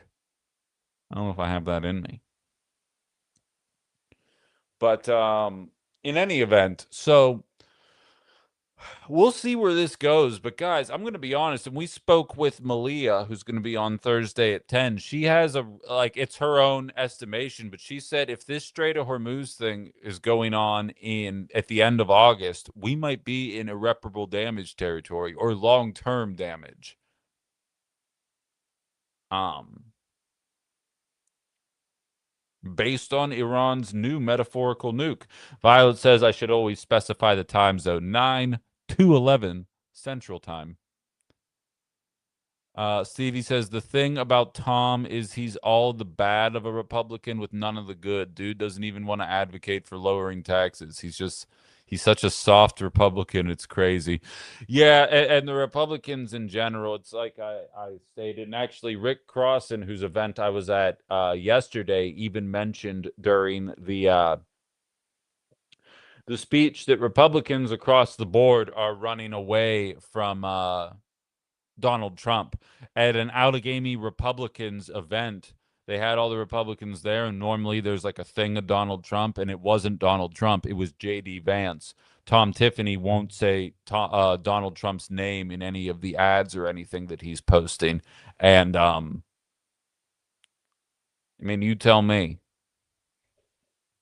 It seems to me like they are struggling because they have done nothing even remotely conservative for 2 years. And like, if you want to tell me the conservatives have changed, that's one thing. But if you're trying to convince me that conservatism still means what it used to mean, nothing about this administration reflects that.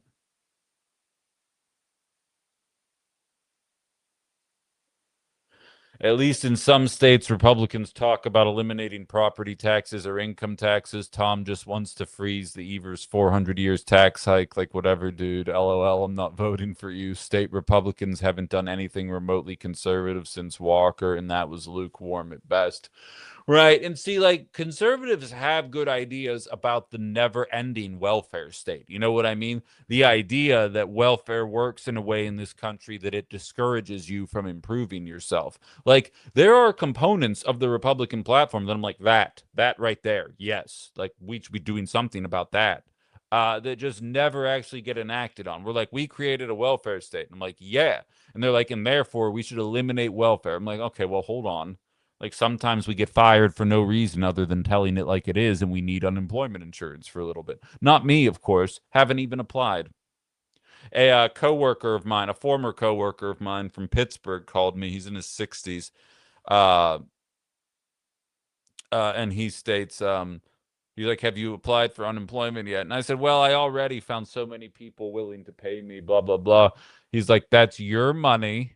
You've paid into it. Go apply." And I'm like, "Well, we'll see. We'll see when we get there." Because again, if I can stand on my own, I'm going to stand on my own. But it's nice to have it there, Republicans. Um, Nah, Stevie, I'm going to push back on you, and I have a feeling this is going to go into a tangent that is going to eat up the rest of this show, and I'm fine with that. Um, Property taxes are necessary. Are they getting astronomical? Yeah, we can have a talk about that. Here's the thing, Stevie. I'm not going to assume your age. Uh, Property taxes pay for schooling, and I can't help but notice that a lot of boomers are the ones advocating to get rid of property taxes. So just to be clear, boomers are the ones where billionaires were taxed at 70%. Okay, good. We're the same ages. Good. That makes me feel a little better. Because boomers are the ones that got the tax rates at 70% and benefited from a much easier way to start their lives. Then they were the ones that cut taxes on the corporations. Then the people who were the equivalent of the boomers when the boomers were my age, the silent generation, were in their 60s and 70s paying property tax so that they would fund the boomers' child's school. That would be mine. My schooling was funded by those taxes. And now that boomers are no longer have students in school, they're like, why do we have to pay these taxes either? Like, it's like there is no bigger welfare generation when it comes to taxes and tax breakdowns and payouts than the boomers. And they get mad when I say that. I understand that, but it doesn't take away from the validity of that statement that no matter what you're looking at, it's always boomers trying to act like everyone else is looking for a handout when in reality, everybody is looking for the exact same leg up that they were able to get.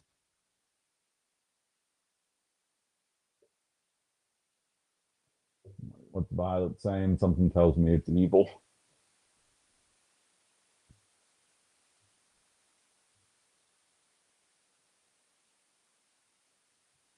I don't know. I lost it. I can't find it there. Yeah, Pirates beat the shit out of the Brewers. I don't know what we're talking about. That's all I saw. I'd be a thousandaire if the government wasn't always taking my money. I can't tell if you're saying that ironically or not, DSL. I hope you're being ironical there because and yes, I know that's not a word. I'm doing George Bush. Um I hope you're being ironical there. Like, I'd be a thousandaire if it weren't for my taxes. Like, because there's a lot of people that have between $0 and $1,000 saved up. I talk about it all the time. 60% of Americans can't afford a spare set of tires. Here's the thing. I'd rather have $1,000 in my bank account for expenses and not have to worry about the next time that I'm going to a hospital, not having to worry about a dental experience bankrupting me. I'm not going to get into it, but a month before a certain shitty little radio station fired me, I got pretty extravagant dental work done, and it cost quite a bit of money. A lot of other countries don't have to deal with that. Um,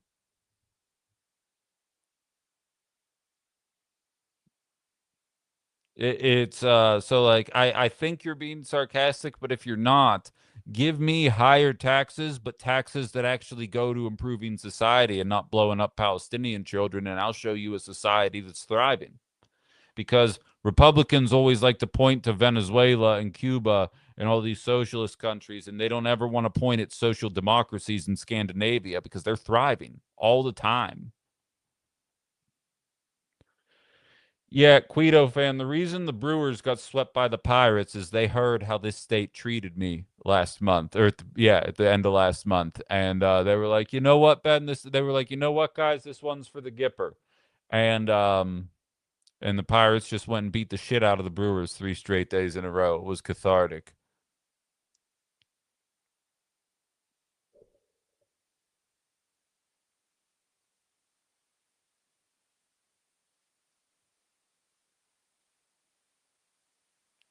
Old Lib says property taxes should be frozen when you hit retirement age. Exactly. That I'd be fine with. That's a compromise. I don't think it should go up. And I don't think you should be able to lose your house to your property taxes. I'd even be fine if it's scaled. You know what I mean? Show us your papers. You can't write the shit off. If you're wealthy, you're paying your freaking taxes. Um, but like that metric, I'm absolutely okay with because it doesn't make any sense to try and put our eldest population in poverty, especially when the boomer generation, the 60 and 70-year-olds, are re entering work at a pace as quick as it was during the Great Depression. That's a bad metric to be compared to. So, like, I don't think we should be putting it out there. What are you saying? It's my world and we just live in it. What was that even mean? What did I do? Um, if they bought property, they should have to pay for it like I do, is what Ali says. I see that as well. I see that as well because the boomers didn't have crippling school debt that they had to crawl out of. So maybe this can be their equivalent of paying a pittance like all of us had to do. I don't know. There's no perfect answer.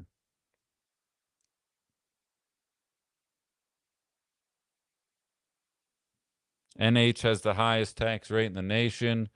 Ethan says, why can't they pay their property taxes instead of eating avocado toast? That's a good question. Have you guys considered canceling your Netflix subscriptions?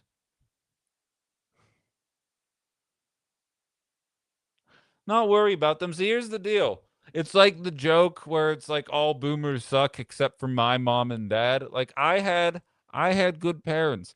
I had good parents that when and if shit ever hit the fan, they would have done what they could have for me. Hell, I grew up in a paycheck to paycheck house, and my mom said the day before I moved away for college, she said, "Benjamin, graduate in 4 years and don't get a girl pregnant, and we're gonna help you pay for your student loans." And I was like, all right. Both of those things sound super achievable. Knocked both of them out of the park. Graduated in 4 years, no pregnancies that I'm aware of. And then my mom passed 3 days after I got my diploma. And I wasn't gonna be like, hey, so we had a deal. Like I just figured shit out on my own. But like they were prepared to do all that shit for me. So I see all these stories online about like my boomer parents are blowing through their retirement savings and leaving me and my siblings with nothing. That's not the experience I have. And so I don't want the boomer generation to be in a shitty place. I just think they need a little bit of situational self awareness because I think they got high on their own supply a little bit there. And same to you, Elf. And and I just kind of do this show to knock it down a couple pegs. You know what I mean? It's like I come out of the back. I just sneak out of the back rooms like Tanya Harding, and I'm just like whack. I'm like, you guys weren't that impressive. Just remember that. And then I go back about my business. But it's not like I want people suffering. Working class is working class, regardless of generation, race, sex, any of that. This is a working class blue collar show about people putting in the time, doing the work, and not being fairly compensated. It's about working for a company whose stock has been in decline for 3 years, so they fire one of their best employees, all in the name of juicing that stock price. Hypothetically. um, that's what this show's about.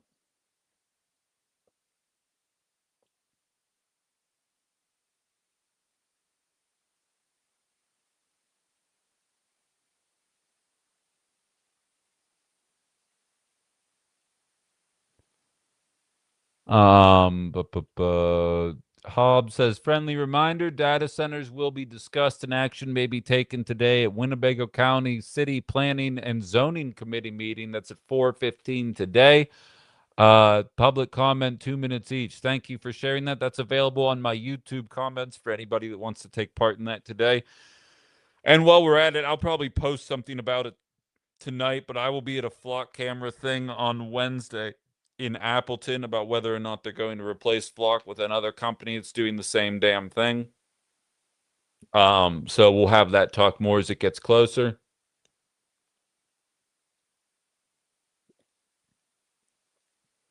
Sharon says, give the avocado toast a rest. Have you seen the price of rent and car payments lately?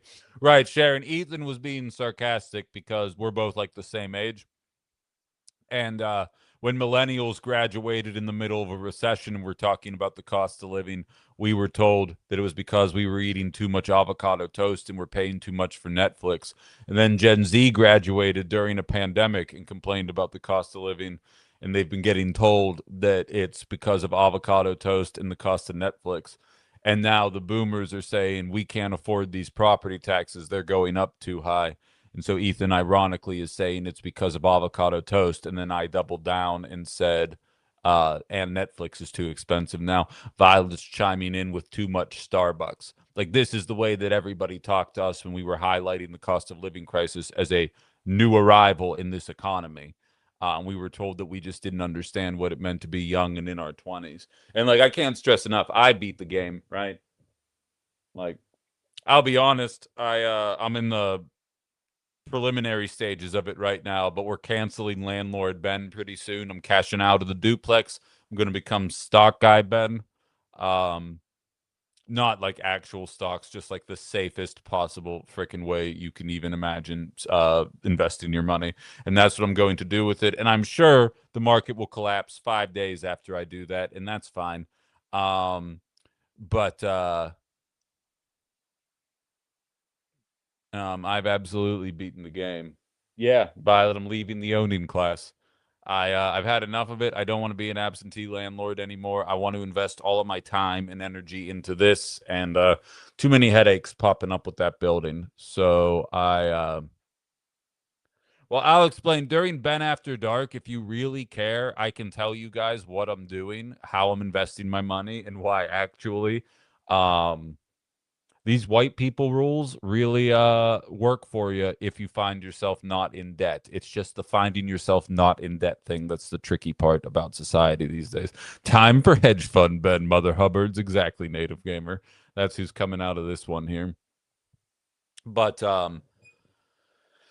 we'll talk more when I get out of my YouTube thing here in a couple moments. We'll talk about that more.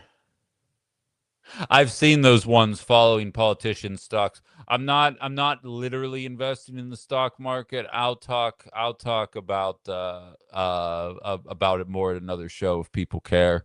Um but I have some good ideas as for what I'm going to do. And now that I've seen the math behind it, I'm like, well, it, obviously this is what I'm going to do with my life. This just seems so much better. Um, yeah, becoming a witch, that's possible. Wolf of Wisconsin, maybe that's probably going to go on a t-shirt. Would you guys buy that Wolf of Wisconsin shirts once I become a big time stock market guy? Um, all right. I feel like this is as good a time as any to call it a show. We do have a guest tomorrow, at least allegedly. People love canceling on me last minute. Happened Friday, happened Monday. And I'll be real, emergencies happen, but just know if you cancel on me within an hour of my show, I'm never reaching out again. So neither one of them will probably ever be on the show. Um, but I'm going to get out of here. We have a state assembly candidate running for the 57th district who's going to be on the program tomorrow, and all the biggest stories of the day. TikTok people, stay on for a second. I want to chat with you about something not show related for anyone that can stick around for a minute. YouTube, Facebook people, thank you very much for being here. Subscribe to all my pages. Click my link tree. Find my stuff. That would be great. And we'll be back tonight, 7 o'clock for Ben After Dark, and of course tomorrow morning at 9 to 11 for Outside the Box Unfiltered across all the streams. Thanks a lot, guys. Take it easy.